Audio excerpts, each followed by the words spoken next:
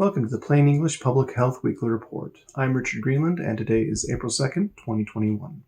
As always, we start with our COVID-19 statistics. Worldwide, we have over 130 million cases and over 2.8 million deaths. In the United States, we have over 31 million cases and over 567,000 deaths. This past week, we've seen an increase in the daily number of cases of COVID-19 in both the United States and worldwide. Thankfully, we are not yet seeing an increase in the hospitalizations or the deaths, but the hospitalization numbers have plateaued, which most likely indicates that we'll probably start seeing an increase within the next week or two. Dr. Walensky, the head of the CDC, said that looking at the numbers fills her with a sense of impending doom. Even though vaccination numbers are going up, and that's great, the fact that many people are refusing the vaccine and they're not even following the CDC guidelines is very concerning. The variants are becoming the main versions we're seeing across the entire world, including the United States. So we need to stay diligent. Dr. Walensky also said that when you start seeing patterns like she's seeing in the numbers right now, we often will end up seeing a big surge soon after. So we need to keep doing the CDC guidelines. Wear those masks, stay away from large crowds, social distance, and wash your hands. If you're celebrating Easter or Passover or even just spring break, please be careful. If you're vaccinated, you can gather, following those CDC guidelines that we talked about in the previous report.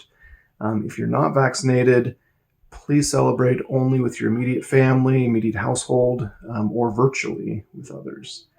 In any case, please avoid large crowds.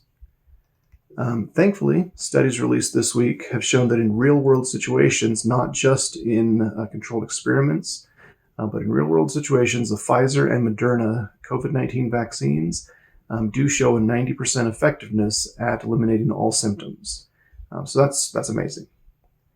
In addition, early results from the tests of the Pfizer vaccine in adolescents aged 12 to 15 years old shows 100% effectiveness at eliminating symptoms. It's still very early in the study, so these results, we could start seeing, a decrease in that percentage, but it's expected, based on these early results, that the numbers will probably be better than the 90% we're seeing in adults. So that is really good news. All studies done so far on the safety of the vaccines, of any of the vaccines out there, have come back showing that they are safe. People have raised concerns about things like blood clots or, deaths of some sort or anything like that.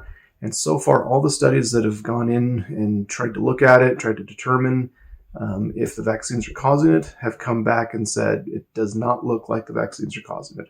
Of course, in these kind of studies, there's no way to absolutely prove a negative that they're not causing it, but it's the evidence that we have so far really does show that these are safe vaccines. There have been millions of people that have gotten the vaccines that have not had any major side effects at all. So please get the vaccine as soon as you are able to do so. It's really important. The FDA is trying to help with that, and they have approved, based on the studies that they've done, they've approved increasing the number of doses available in each vial of Moderna. It used to be set at 10, and now it's set at 15 doses per vial. This should help speed up vaccinations across the United States because it'll help with distribution, etc. The FDA also approved keeping the Moderna vaccine at room temperature for up to 24 hours. It used to only be 12 hours, and then they'd have to put it back in the freezer or at least refrigeration. And so in this case, now that when they get a vaccine or a vial of vaccine out, they're able to keep it open or keep it out of colder storage for up to 24 hours. Also, in addition to that, once you open a vial and start using it, the FDA has approved keeping that vial, the specific open vial, available for up to 12 hours instead of the normal 6 hours. The studies they've done have shown that it's safe. It doesn't expire within that time frame, so it's all good. This will definitely help with not wasting as many doses, because the problem was, especially in some rural areas, you just didn't get enough people in to get their vaccinations in order to use an entire vial. Or, for example, you open up 10 vials that day, and the last vial, you just couldn't keep it. So now you can, they're able to keep it for longer, and there's a higher chance of not wasting those doses. So that's great news. In other news, the FDA approved testing the CRISPR gene editing technique to fix sickle cell disease in humans. So CRISPR is amazing that you're able to go in, change genes, on the fly, basically. And so it has a lot of possible applications. If everything goes well with this initial test here, we could be seeing the world open up as far as being able to treat diseases that we currently think are uncurable or untreatable. So that could be a huge thing. A study on adolescents and marijuana found that about 1 in 5 teens, so that's a pretty high percentage, 1 in 5 teens who use marijuana become addicted to it after about 3 years. They also studied young adults from ages 18 to 25 and found that they were much less likely to become addicted, but still about 6.4% did. So the story that marijuana is not addictive is not right. It's just wrong. I'm sure marijuana isn't as addictive as some of the quote-unquote harder drugs, but it's still addictive, especially in adolescents. 1 in 5 is not a percentage to joke about. That can cause a lot of damage. So a lot of states, most recently New York, are making recreational marijuana legal. And the science just doesn't support that stance. We need to be making decisions based on the actual science, and we need to be doing more research. We should definitely, on the federal level, we should definitely have marijuana be labeled in such a way that it's allowed to be studied more openly. That should totally be done. But as far as making it legal for actual use, recreational or otherwise, that needs to be the subject of a lot more research. Right now, all these rules are basically being made on either initial scientific findings, which are not all that reliable sometimes, or in most cases, they're being made on popularity. Basically, people vote and say, "Oh yeah, we think it's fine," just based on what they've seen on like the internet. People on YouTube saying, "Oh yeah, you can't get addicted to it," or anything like that. Just because something is popular does not mean it's right. We need to be making sure that we're making the right decisions. This is a major public health issue, and not just marijuana, even though that's the big one right now as far as drugs are concerned, but any drugs. There are also pushes right now to legalize a lot of different drugs.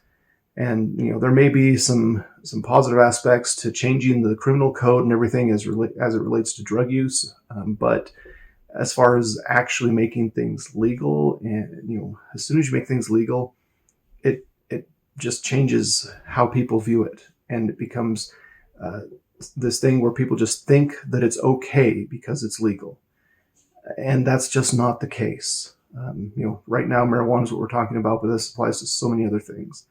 So we need to make sure that these decisions are being made based on the actual scientific evidence, not just the popularity of something at the moment, because popularity changes, super fast. So let's please make sure that we are speaking out, contacting, our political representatives. Let's let them know that we want decisions made based on scientific evidence, not popularity contests. So, next is a new study has shown that starting a healthy diet, such as the DASH or the Mediterranean diet, by doing a partial fast for 5 days, can help increase weight loss and can help decrease the blood pressure over time. And it also helps to keep the weight and blood pressure off or decreased for a much longer period of time. The study that was done had participants consume only vegetable broth or vegetable juice for 5 days, never going above 350 calories for those 5 days. And then they switched to a healthy diet with lots of fruits, vegetables, legumes, whole grains, and a small amount of low-fat dairy and lean meats. both the control group in that study just skipped the fasting part and just went straight to the healthy diet. Both groups, besides the fasting, were basically the same. They both received the nutritional counseling. They both had the same diet. They both did the same exercises. The only difference was the fasting. So even after 3 months, when normally the immediate effects of fasting would have worn off, if you fast, you can lose weight really fast just because you're not eating anything, so you're not bringing in calories, but that averages out over time. And after 3 months, that should be gone. But even after those 3 months, they still found that fasting group had lost more weight and had lower blood pressure than the group that just followed the healthy diet. There were definitely benefits seen in both groups, but the group that started with fasting had more benefits. So right now, more research still needs to be done, especially to see if 5 days is a magic number, or if it can be done with fewer days and still get similar results. We still need a lot of research done on that.